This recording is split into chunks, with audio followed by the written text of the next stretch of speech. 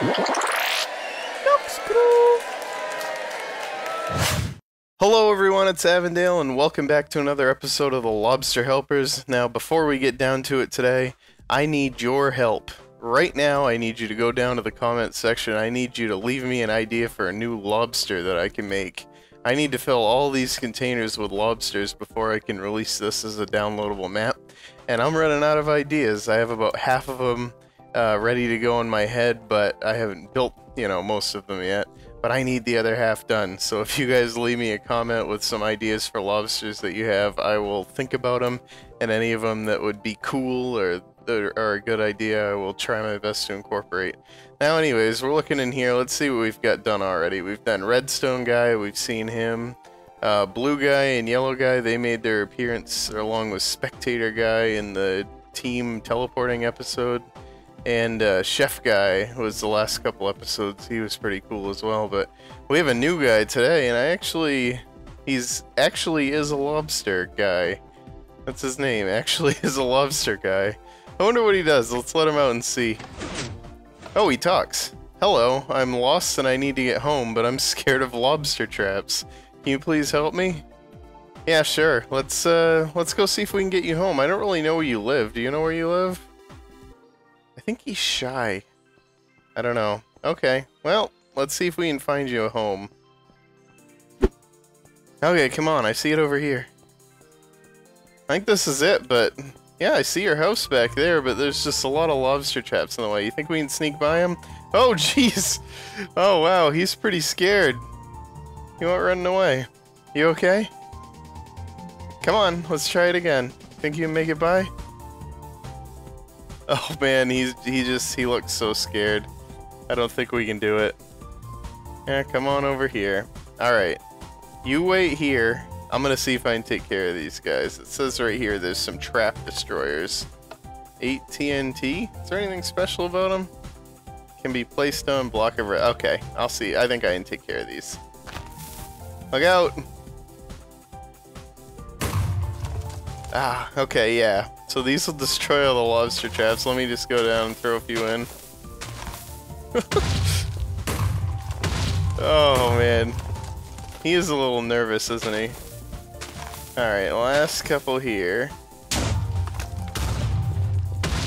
Ah, there we go. We took care of them all. You coming? Come on, let's go. We're almost home. Okay, just a few more steps. Come on. We got this. We'll just go up the little shell here. Come on. Ah, there we go. And we got him home. Alright, so this is ActuallyIsALobster guy, and I was trying to make a lobster helper that acted, well, I guess like Zoidberg.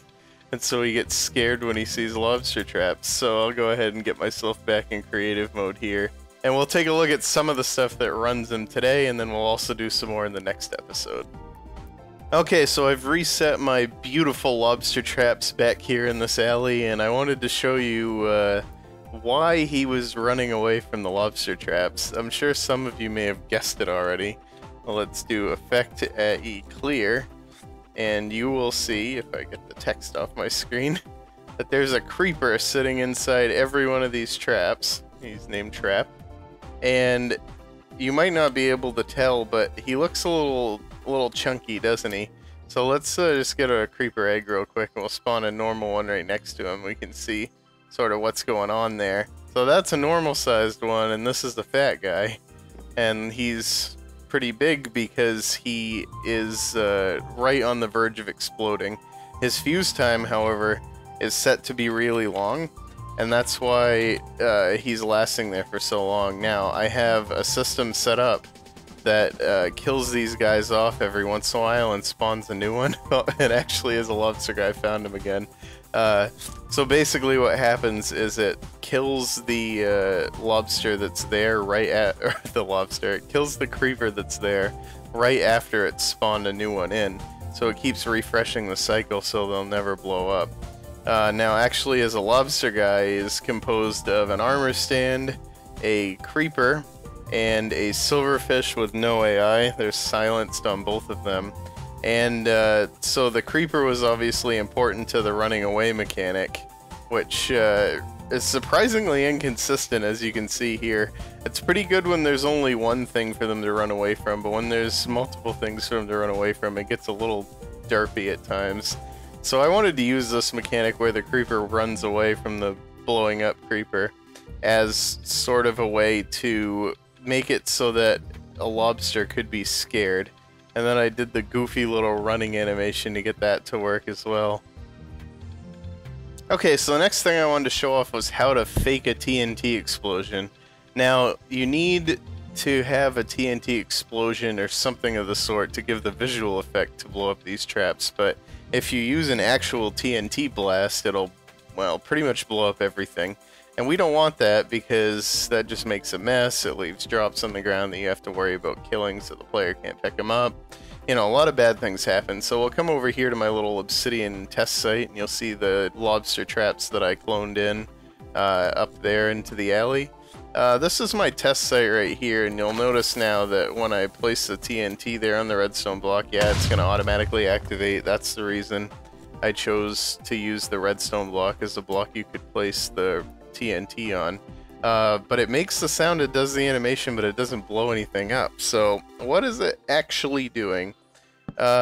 There's 4 different types of blocks in the lobster trap. If we come over here, you'll see we have wooden planks, we have iron bars, we have oak wood slab, and oak wood stairs. That makes up the whole thing. So basically what I did is I took a range on the TNT of 3 blocks out in each direction, as well as vertically. And I had it fill this area right before the TNT would normally explode with air, but it replaces these different things, and I believe the commands are here, yeah. So you see fill -3 in the X and Z directions, and then +3 for the other coordinate, and it fills it with air, and the data value, the damage value on that is 0, and then it replaces planks, which is Minecraft's name for oak wood planks. So yeah, it's gonna fill that area with those different block types, and if I put some blocks outside of the range here, you'll see where those are. So it's gonna calculate when the TNT is gonna blow up, and right before it would blow up, it's gonna do that. I guess I missed, it should have been one higher. Let's try that one more time. One of those it won't get. Yeah, there we go. So this is the limit for that.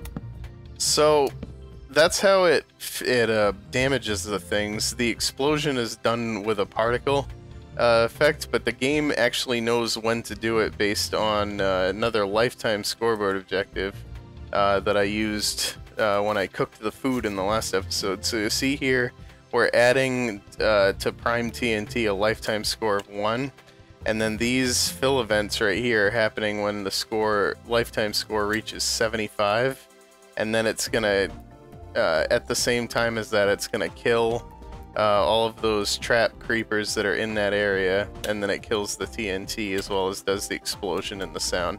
So if I put that scoreboard up on the side, it's probably gonna make a mess, so I apologize for that in advance.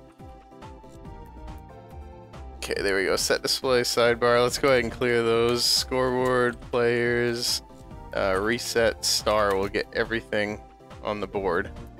Clearly we have some entities lying around. I bet you those are the creepers. Let's kill at E, name equals trap. There we go, we got them all. We can reset them all again. There's all that off the board. Okay, so let's look at this now. You're gonna see it counting up. As soon as it hits 75 here, everything happens, kills the TNT, makes the explosion, does the particles, breaks off all the blocks, and there you go, you faked the TNT explosion in a controlled way. So the last thing I'm going to show about ActuallyIsALobster Guy today is how he moved when he was just walking normally, which is this blue wool here, these 2 rows in the fill clock, and how he was moving when he was scared, which is these last 2 rows here, the pink wool. So when he was moving normally, the first thing that's happening is it's executing on the creeper, whose name was C-Actual. C stands for creeper, actual is the abbreviation for ActuallyIsALobster Guy, which was a horrible name to type in commands, by the way. Don't ever do that to yourself. even if it's just for a joke. But you can see in this command block here that it's looking at its OWalk score, which is something that you guys should be familiar with from the last two Lobster Helpers. And it's also looking at a score called Still, which we'll talk about next time. If we look at the next selector here, it's executing an entity data command right here on ActuallyIsALobster Guy, and he has a score and an objective called Scared. And we're looking for that score to be equal to 0 for the normal walking animations to happen. And so over here, when his score in Scared is at least 1, which you'll see right here, that's when he runs away with his arms over his head looking all ridiculous. So how does it determine whether he's scared or not? This was a challenge.